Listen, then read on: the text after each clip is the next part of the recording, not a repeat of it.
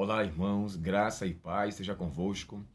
Hoje iremos tratar de um tema que eu acho de suma importância para a nossa realidade.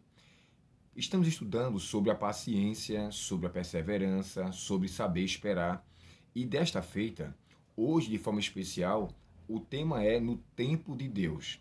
Eu gostaria de entrar em detalhes em relação ao texto que foi aqui mencionado, que se encontra na carta de Paulo aos Romanos, quando ele menciona aqui a seguinte expressão. Olha só, capítulo 5 e o verso 6, o texto diz assim: porque Cristo, estando nós ainda fracos, morreu a seu tempo pelos ímpios. Me permita fazer um comentário sobre esse termo ainda fracos. Irmãos, quando fala aqui que estando nós ainda fracos, melhor dizendo, isso nos faz entender que a condição que nós estávamos quando Cristo veio aqui era realmente lastimável. E essa fraqueza que Paulo aqui menciona, baseado no que o próprio doutor Mário Veloso descreve esse verso, essa expressão, é como se tivéssemos moribundo ou prestes a morrer. Nós estávamos em uma situação realmente caótica espiritualmente. À medida que Cristo veio nos conceder salvação, nós estávamos prestes a estar, de fato, arruinados. E ele faz uma colocação aqui que eu achei muito interessante. A colocação que ele faz, ele assemelha aquele paralítico do tanque de Betesda. Lembre-se que ele estava ali prestes a morrer, e Ellen White chega a dizer que se ninguém fosse socorrê-lo, ele de fato iria morrer. E lembre que aquela situação, ele fala assim, quando Cristo chega até ele e fala: você quer que eu faça algo para você? Aí ele fala assim: olha, queria que alguém pudesse me levar até a água, mas só que ninguém tem para quem possa levar, ou seja, eu estou sozinho. Então foi necessário que alguém pudesse intermediar para com que aquele moribundo pudesse salvar-se. E o termo de fato, como eu falei para vocês, fracos aqui, é estar prestes a morrer em uma condição realmente lastimável. Mas eu queria ler com vocês aqui o que o próprio Dr. Mário Veloso deixou escrito quando ele faz menção ao texto de João capítulo 5, verso 5. A debilidade que Paulo descreve é semelhante à impotência física que deixa o enfermo em estado moribundo, incapaz de fazer qualquer coisa por si mesmo, a não ser deixá-lo morrer. Uma pessoa nessa condição, ela está incapaz, sem nenhuma energia para fazer qualquer coisa por si mesmo e sem ninguém que o ajude. No entanto, sem que aquele moribundo soubesse, até então, diante dele estava aquele que poderia trazer-lhe o devido conforto. E ele não só não levou aquele paralítico até o tanque, mas ele mesmo, com a sua autoridade, com a sua palavra, resgatou ele e o levantou. Então, assim, estávamos fracos, perdidos, totalmente arruinados espiritualmente, e Cristo veio aqui. A expressão que é dita, irmãos, quando é falada assim, ao seu tempo pelos ímpios, não deve se entender que os ímpios aqui é uma classe específica, mas os ímpios sou eu, os ímpios somos todos nós.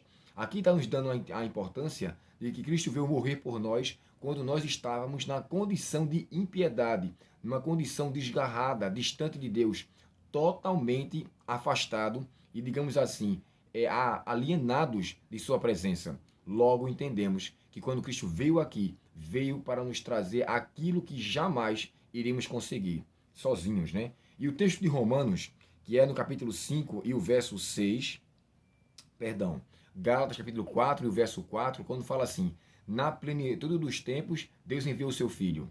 A lição chega a nos dizer, irmãos, uma coisa aqui que é interessante. Ela fala assim, ó, embora Paulo nos diga que Jesus veio morrer por nós no tempo certo, mas não diz que tempo foi esse. Ou seja, em que momento isso aconteceu. Deixa eu falar aqui uma coisa para vocês. Eu queria que vocês pudessem ler um livro chamado O Desejado de Todas as Nações. E eu vou mostrar para vocês a capa desse livro, que eu amo de coração. Olha só, esse aqui é um livro antigo, a capa dele é bem antiga, porém, esse livro tem um capítulo chamado Na Plenitude, ou A Plenitude dos Tempos. Nesse capítulo, irmãos, você vai entender em que situação o mundo estava quando Cristo veio a esse mundo.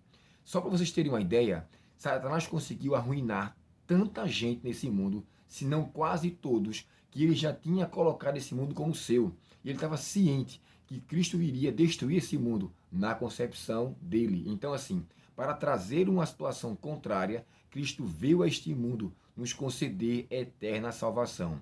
Os sacerdotes naquela época tinham prazer em viver na impiedade. Os homens estavam na vida totalmente dissoluta, moralmente, politicamente. Não existia honestidade naquela situação.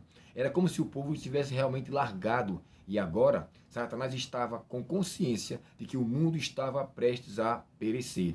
De fato, como estávamos nós, quando Paulo descreve no capítulo 5 de Romanos, que nós éramos fracos quando Cristo veio morrer por nós. E essa plenitude dos tempos, ou seja, no tempo exato, foi que Cristo veio. Deixa eu ler para vocês aqui o texto do que é descrito da condição como se estava naquela época, quando Cristo veio morrer neste nosso mundo. Olha só, veio nascer nesse mundo, melhor dizendo. O povo a quem Deus chamara para ser sua coluna e fundamento da verdade, transformara-se em representante de Satanás. O engano do pecado atingiria sua culminância. Todos os meios para depravar a alma dos homens haviam sido postos em operação. Contemplando o mundo, o Filho de Deus viu sofrimento e miséria, viu com piedade como os homens se tinham tornado vítimas da crueldade satânica. Agentes satânicos estavam incorporados com os homens. O corpo de criaturas humanas veio para a habitação de Deus, para a habitação de Deus, tornaram-se agora morada de demônios. Olha só, o próprio selo dos demônios se achava impresso na fisionomia dos homens. Essa refletia a expressão das legiões do mal e de que se achavam possessos.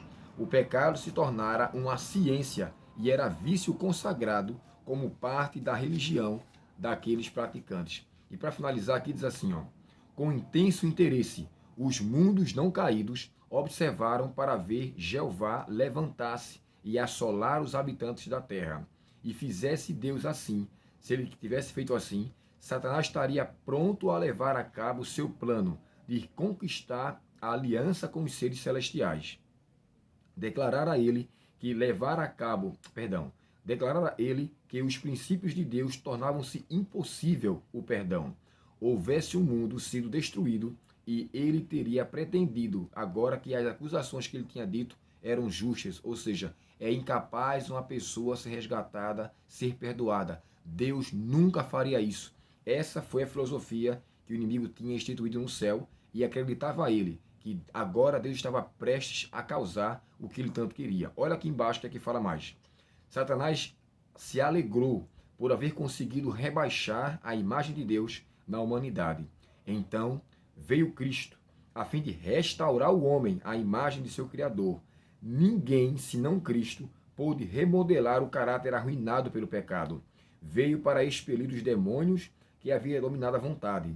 Veio para nos erguer do pó, reformar o caráter manchado, segundo o modelo de seu divino caráter, e nos embelezar de acordo com a sua própria glória. Satanás, irmãos, tinha se alegrado em levar os seres humanos àquela situação. Por isso que a lição fala no tempo de Deus, sabe? No tempo certo, Cristo veio a este mundo, nos trouxe eterna salvação, viveu aqui e foi no momento exato, na hora exata, no minuto exato. Cristo, irmãos, ele nunca tarda, Cristo nunca adianta, ele sempre vem no momento necessário para salvar a mim e a você. Quando ele veio aqui, o mundo estava realmente em uma situação deplorável, não tinha como imaginar-se que haveria agora salvação. Porém, quando Cristo veio, ele sempre vem para nos surpreender. Possa ser que você esteja passando por um momento muito difícil. Possa ser que a sua condição seja de esperar ainda mais um pouco. Portanto, fique seguro, aguarde, descanse em Cristo. Saiba que ele não está omisso à sua situação. Ele vai agir, mas vai agir no tempo certo.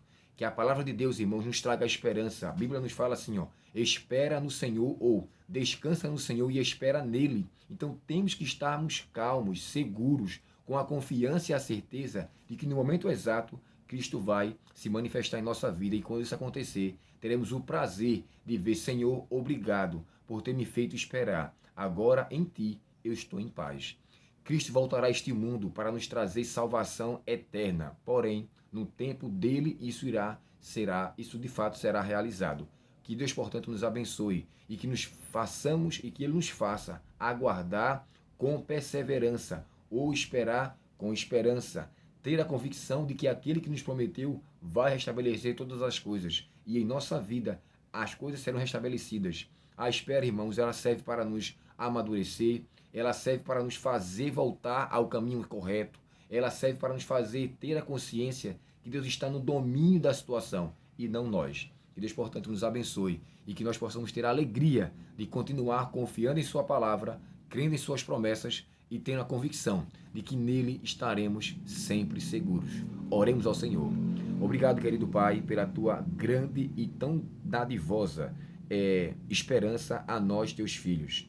Morreste por nós, Senhor, sendo nós ainda pecadores. Vieste nos trazer salvação, nós que nada merecíamos. E hoje nenhuma condenação há para todos nós que estamos em Cristo Jesus. Pedimos a Ti, querido Deus, por favor, nos ajuda a termos paciência. Sabemos esperar que no tempo do Senhor as coisas irão ser restabelecidas. Portanto, nos ajuda a desenvolver nossa fé, nos ajuda a crermos mais em Ti e saber que no Senhor sempre estaremos seguros. Dá-nos a Tua paz, Senhor, te pedimos, em nome de Jesus. Amém.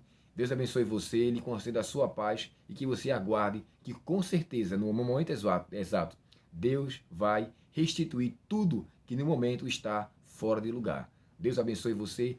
Até o nosso próximo estudo. E, por favor, você que assiste esse vídeo, assiste esse canal, compartilhe, se inscreva, nos auxilie para que Deus possa levar essa mensagem a tantos outros que precisam ouvir a sua palavra. Um bom estudo para você e até o próximo estudo, com a graça e o cuidado de Deus. Até logo.